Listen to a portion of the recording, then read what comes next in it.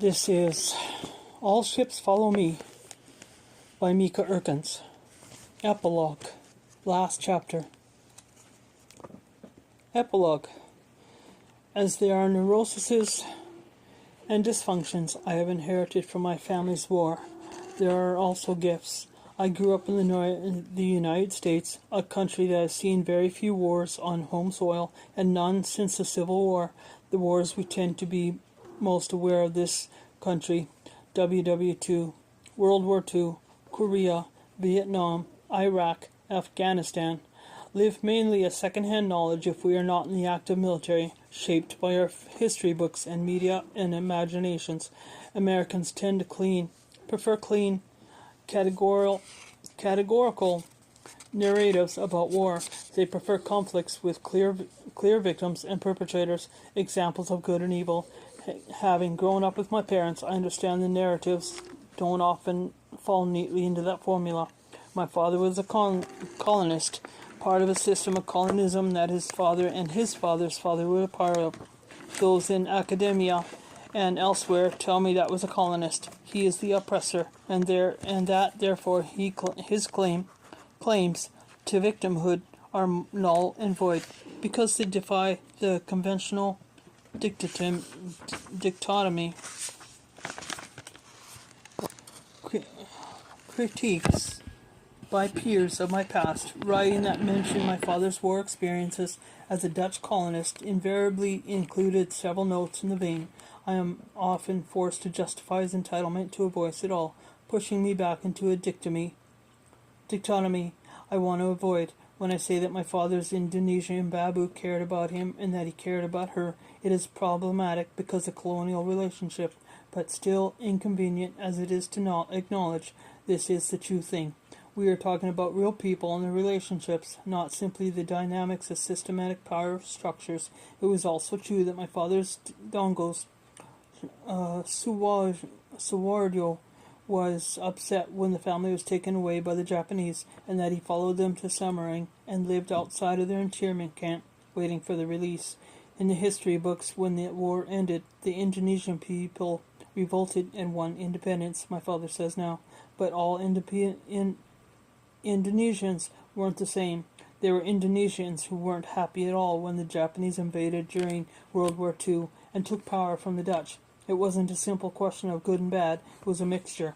When Sukarno took power in Indonesia, ending Dutch colonial rule, Dutch families like my father's had to leave the country they had called home for centuries. A necessary moment in history, true. A painful moment for many of the people in the system, also true. My grandmother gave Suwardio all the money she had left when he appeared in the camp at the end of the war, hoping to get his old job back, injured by bombs in the Semarang harbor where he had worked in the shipyards after their internment. He was crushed to learn there was no place for him with the family anymore. I certainly am not trying to justify colonism, but to place humans in a predictable narrative in simplistic and reductive. All Americans, besides those who are indigenous or descended from slaves, are also part of an oppressive colonist system, regardless of our personal politics, though I suspect many of us don't consider that context of America as continued colonial occupation or think of themselves as colonists in our daily lives. Informal surveys on social media suggest that most Americans in my circle do not, which is interesting to me considering that most of them are also academics with knowledge and strong opinions about history, colonialism in other parts of the world. Part of what I want to illuminate is the ease with which we grasp for simple narratives that lead the complexity of history. I'm susceptible to this myself, and am reminded of it when I hear my parents' stories. I am surprised when my father talks about colonial Indonesia in the 1940s and refers to the neighbor whose father is German and whose mother is a black woman from Suriname, a medical doctor and the breadwinner in the family. I am surprised when he talks about the indigenous Indonesian doctors his father worked with, who lived in mansions and had servants too. I'm surprised when I learn of my grandmother's deep friendships and my great aunt's business ventures. with local Indonesian women in their communities during the colonial era, including Aunt Sor, who was considered part of my father's family. On the ground, Dutch colonialism looked different than we imagine it. It is difficult to write about personal human struggle when saddled with a rigid view of history. I find it frustrating that I must always grapple with the evils of colonialism first when writing about my father's war experience at the hands of the Japanese. How we would be burdened when telling the stories of personal suffering of Americans. We had just prefaced them all with the fact that the United States is itself a product of violent oppression of the native people. We should be able to hold two truths at once, even if we could cleanly divide the world into good guys and bad guys. We'd still have difficulty keeping the players straight, because we do with life's tangled and shifting narrative. The Dutch, as colonists, oppressed the Indonesians.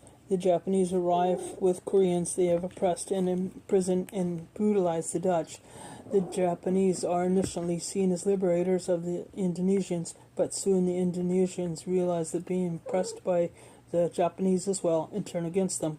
The allied forces of Dutch, Americans, and British liberate the Dutch and defeat the Japanese. The Indonesians revolt against the Dutch and begin attacking innocent civilians, and the former Japanese and Korean occupiers, who haven't even had a chance to leave the country after their defeat, are now enlisted by the Allied troops to defend their former Dutch prisoners against the attacks of the Indonesians.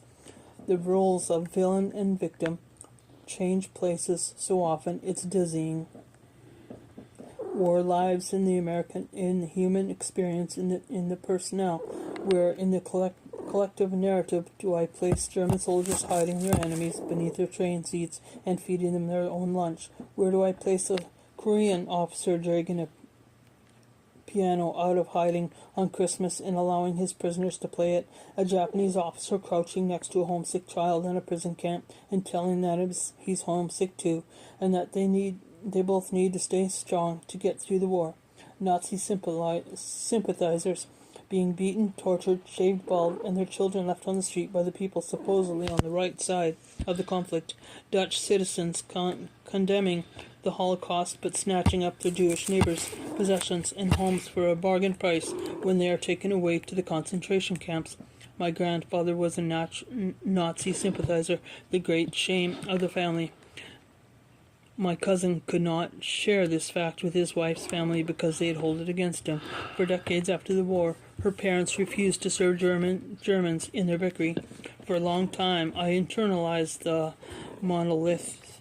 monolithic narrative fed to us, believed that there was some kind of rottenness I had inherited from my grandfather, as if Nazism was something that could be detected in the blood. After all, people are proud of their successful ancestors. Wouldn't it follow that we would feel shame about the ancestors who did bad things? I spend a lot of time thinking about the children of SS officers in Germany, about the children of terrorists or serial killers. I want to know how they reconcile their parents' acts with the love they feel for them. I search online for information about Hitler's family. I want to know if he had children and what happened to them. There are no offspring, it turns out. In fact, the Hitler bloodline ended in 1987. There are claims that this was a deliberate choice on the part of the descendants. If it was, I can understand this impulse. When you grow up with the unspoken fear that your legacy is shame, that your identity is tainted, then, like my mother, you want to call it as little attention to yourself as possible, to be as small as possible, and if your last name is Hitler, what can you make smaller than disappearing? Several of the descendants of most famous Nazis, including those in Göring, Himmler, and Haas families, have intentionally ended the bloodlines with themselves, as told in the documentary Hitler's Children. Their grief, shame, and sense of compatibility run that deep. The fact that a person can feel conflicted about their feelings toward the people they love in what keeps the thousands of children and grandchildren of Nazi sympathizers silent. Even racist alcoholic abusers sometimes tuck their children into bed at night with sweet kisses or take in a hungry stray cat. I don't like to think about those things. It upsets a social code of safe, identifiable characters to contend with. But the children of our villains don't have the luxury. They actually have to contend with the Nazi who takes them fishing and sings lullabies, the one who is flesh and blood, and not just a one-sided concept. My family went to the screening of a documentary in which the filmmaker discovered that his grandparents had been Nazis. The filmmaker was there, and there was a lengthy, heated discussion afterwards with the audience about complicity during and guilt about World War II. Our family sat in the absolute silence as people all around us, Americans with no direct ties to the Holocaust, offered their opinions, because how can my mother tell a room full of Americans that she was fout, that her father was fout, but that she loved him anyway? How can she tell people she suffered during the war because her parents were allied with the Nazis and ask for their empathy, like those who say my father's suffering in a concentration camp is problematic because his membership in a colonist system. My mother's family's suffering is cancelled out because of their affiliation with the Nazis, so she submits to the accepted narrative. She holds her tongue. My father never admits he's fallible. When we play board games in my family, we always refer to my father as a straight man. He invariably bumbles the rules, and as we tease him, he looks perplexed, protesting in mock outrage. What? That's how you're supposed to do it. We correct him, and during this next turn he makes the same mistake, and we all laugh at the idiocy of it. He's good-natured about the ribbing, but when I am pretty sure he knows he's playing the straight man and does it on purpose. This refusal to admit to weakness is fun in that circumstance, but often it's infuriating. When he loses something, he accuses others of stealing it. When he drives into a pole, it's the fault of the people who put the pole there, and the car manufacturer for making the brake pedal too far from the gas pedal, and the glare of the sun for blinding him. This is extremely annoying to those of us who have been living with it for decades. On the other hand, this is the same quality that makes my father unbreakable, as my mother calls it, not being willing to show weakness or defeat under any circumstance is what keeps my father persevering long after others have given up. He keeps moving forward no matter what. All ships follow me. Once hopelessly lost on a family vacation in France, all of us frustrated and near tears. I said, "Forget staying in Paris. Let's just get off here and find a hotel. We are miles off course." My father replied, "We are not off course. There are many ways into a city." He kept going, and we did eventually get to see Paris. So while my friends and I made a joke out of the phrase, "There are many ways into a city," I find myself saying it is myself when I meet an obstacle. There are many ways into a city. I say when a friend and I arrive at the restaurant to find it closed, when I get turned down for a research grant, when somebody tells me no. I try to be the ship that will follow my father in going forward against the odds, because it is not my nature to shake things off and keep going. That's just my survivor father speaking in me, a positive inheritance of his war. I'm ashamed to admit that there have been more than one occasion on which my father has helped me move that features me standing in tears in a half-packed apartment the day before a moving truck has been reserved, saying, "Forget it, I can't do this, let's cancel the truck." And my father has gotten through me, because surrendering is simply not an option for him. I can't say whether my father brought that quality into the war, or whether he learned it during the war, or a little bit of both. But I know that it's what got him through the war, and that his maddening refusal to admit his shortcomings comes from a relentless will to survive. I have thought a great deal about the irony of victimhood. We think about acknowledged victims who are most damaged and suffer the most, but when I look at my parents, I see the reverse effect. I see the power my father derived from surviving abuse, and the weakness my mother learned from her family's perpetrator status. Victims are not by default survivors. Victimhood goes hand in hand with the concepts of triumph and overcoming. We've had survivors groups and resources and fundraisers, and we openly champion the strength of victims. Victims are permitted and encouraged to be resilient and to speak their pain, but perpetrators and their children. Perpetrators are given no survivor status. We have programs for reconciliation, and increasingly with time, we have more open dialogue to heal the scars of conflict, but society doesn't really allow you to overcome being fout emotionally. It's a perpetrator's burden to carry being fout with them until the day they die. For many children of perpetrators, the emotional burden is extremely painful for them too. The grandchild of Auschwitz commander Rudolf Haas, in an interview with the Telegraph, commented, "I can't forgive the burden he brought into our lives. We had to carry a very heavy cross. When I think about the trauma I inherited from my parents' war experiences, I acknowledge the neurosis, anxiety, and compulsions I learned from my father, but I believe that the trauma my grandfather passed down to me through my mother is far more damaging in an existential level. It is the trauma of an internal and unchangeable identity of being somehow inherently fout by blood and not having the right to survive and succeed. I know, of course, that I didn't make the choices, that my grandfather's actions are not my mother's or mine, but much as a person feels connected and special for having a notable ancestor, I feel connected to a legacy of shame, and that the most notable mass murderer of the modern era, my mother, feels it more so because she experienced the wrath firsthand, so she passed it on to me. Be selfish. Be selfless. Don't rock the boat. Let the rest go first. Don't be greedy. Don't disagree with others. Tell people what they want to hear. Live frugally. Sacrifice. My father hoards corks. My mother has an inferiority complex, and we all have trouble expressing ourselves without showing our damage, but we are all doing our best with this ghost in our midst. There's no way to undo the psychological effects of war completely. But this point in the chain of that multi-generational pile-up, the last car will absorb the remaining energy, come slowly to rest. Then we will all climb out of our dented vehicles and peer back into the fog, our hands on our hips, and get to the business of calling a tow truck or helping the injured. I'm trying to overcome my tendency to sacrifice myself. I'm trying to use the last inch of shampoo instead of saving it out of feeling of lack, and to let the potato chips remain uneaten in the cupboard because we will still be there tomorrow. I'm trying to see the universe as abundant and benevolent.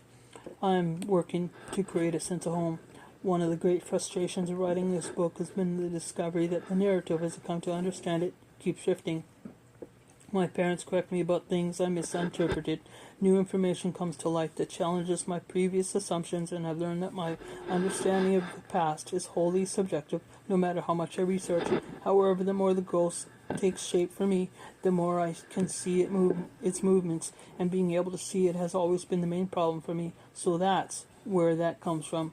I think when I hear the stories, in some dark part of me that I don't understand begins to fill in with pictures and color. I may not have the memories of my parents' wars, and I will not know exactly how it all really happened, but when I see the source of my learned habits and fears, I can at least reclaim them from a battle that was never mine. I am doing my best with the neuroses, just like my parents, like we all do with our myriad traumas. I am finding my way forward as they are. Wars don't emerge out of understanding, compassion, or reason, and they are rarely simple, much as we like to entrench ourselves in clearly delineated ideology. As I write this, Syrian men, women, children flood into Western nations to escape a tyranny based on us and them thinking in their home countries, only to find themselves on the other side of us and them, discrimination in the countries of their refuge. Neo-fascism is the rise globally with the far-right political parties gaining power in multiple countries. Huge segments of the population are poised to enter into another violent global battle based on a simplistic dichotomous thinking. Racial tensions, religious tensions, and class tensions all are increasing again. Already, a whole new generation of children are suffering the wounds of war and prosecution that they will pass on to their own children in turn. Some of them, when their families try to flee violence to other countries, are separated and placed in youth detention centers, while their parents are prosecuted as undocumented immigrants, causing further trauma. This is why it matters that we lay bare the whole complicated, conflicted snarl of the past, examine our preconceptions, and try to do better. My family is just one family with this transgenerational trauma. There are millions. It's time to talk. End of epilogue. End of book.